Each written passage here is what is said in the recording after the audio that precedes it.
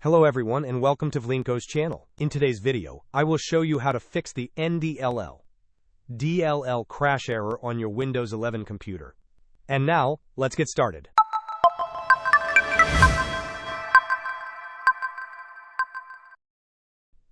If you are encountering NTDLL.DLL crash errors on your Windows 11 system, there are a few effective solutions you can try.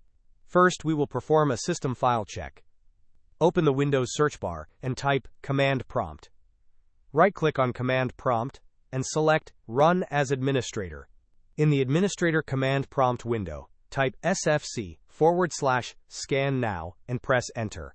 This command will scan your system files for corruption and attempt to repair any found issues.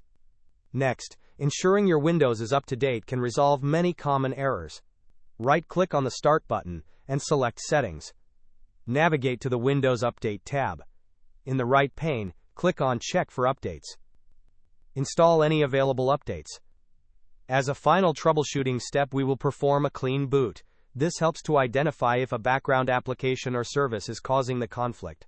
Search for System Configuration in the Windows search bar and open it. Go to the Services tab. Check the box that says Hide all Microsoft services. If any other services are still checked, click on Disable All.